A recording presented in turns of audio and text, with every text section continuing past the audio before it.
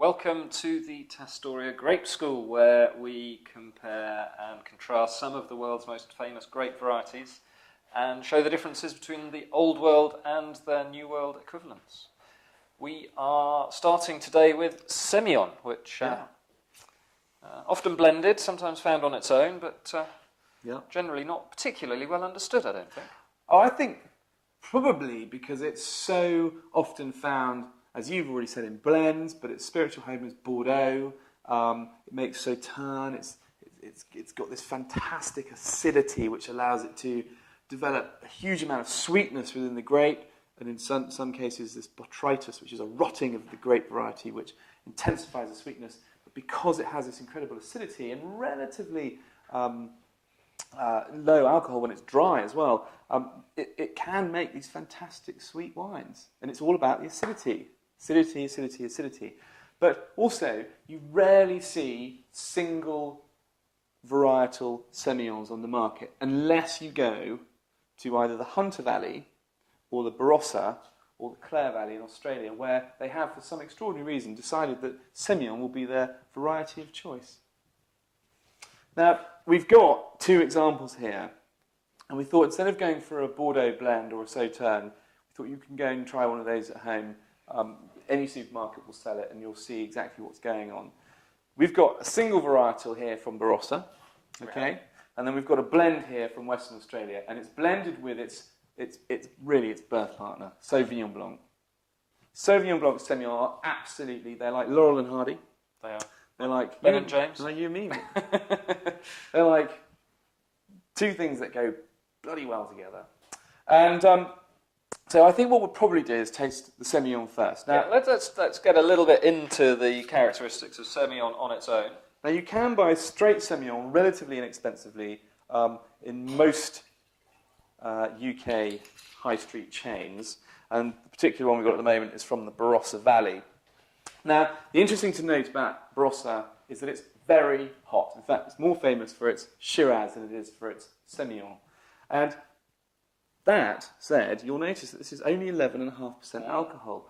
Now, the key thing is, and especially in the Hunter Valley, is that it can make wines of very low alcohol, but you always get this unbelievable acidity. It has extraordinary acidity, as we've already discussed.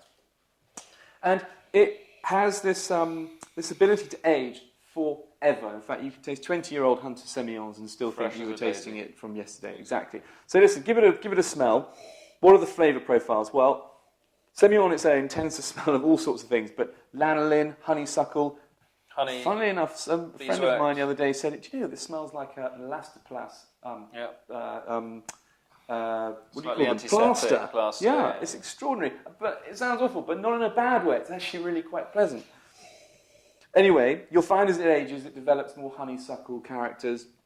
And it also, like Chardonnay, is really, really good with oak barrels. It really develops and takes on the characters of oak really well, because it's a non-aromatic variety.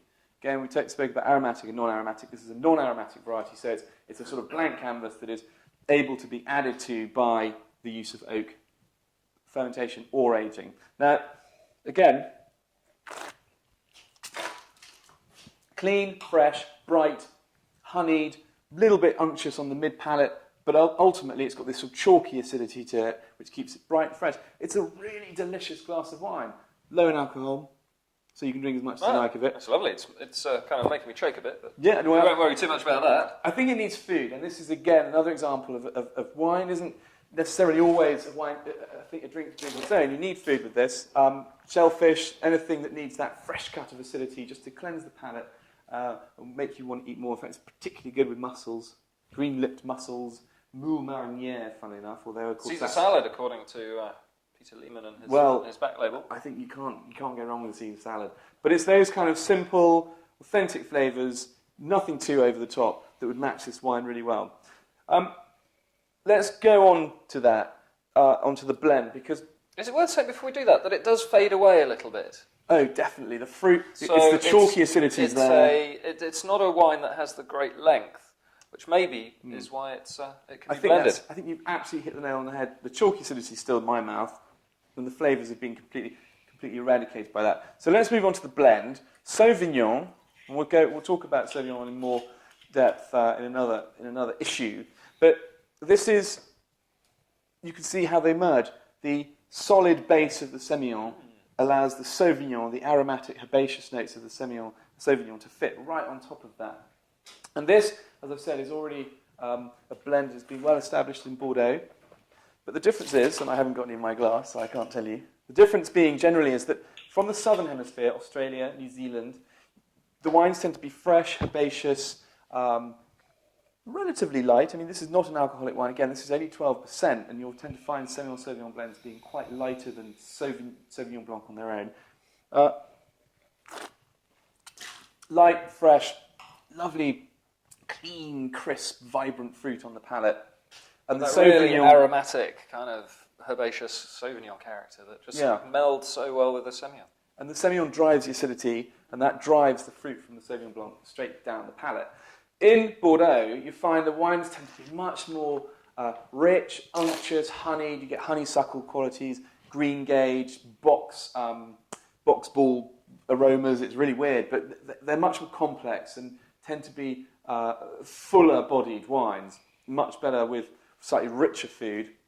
Lampreys, don't you know? Lampreys. I eat them a lot. I've eaten a lot of lampreys recently. Don't eat them. Lampshades or lampshades, I think, would taste better. So the point is, if this wine was to be made sweet, it would become like a Sauternes style wine. You can see how the acidity and the flavours would all just develop and become richer and richer. But that really is where Semillon, I think, comes into its own in the delicious sweet wines of Sauternes, Montbazillac, and Barsac, of course, which is a sub-region of Sauternes. Where else can you find these wines? Well, I think, realistically speaking, Semillon really grows Bordeaux, Hunter and Barossa Valley in Australia. You do find a few examples from New Zealand. But interestingly, the Lebanon too, you find Semillon. And I was going to say they can sometimes come from Hungary, but I don't think in this instance Semillon can be found in Hungary. But I think it's safe to say Semillon on its own is a slightly quirky little variation when it's dry. When it's sweet, an absolute no-brainer. But for me, it really comes into its own in a blend with some Sauvignon. Yeah. Whether that's a dry white blend from Bordeaux or Australia and New Zealand doing some great Sem-Sauv blends. And, definitely. I think it's really found a place and it's and a following there. And it's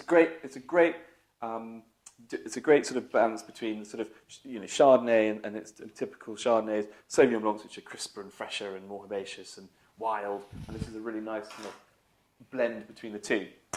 So Semillon. There it is. In all its guises, some of its guises. Couple. Yeah.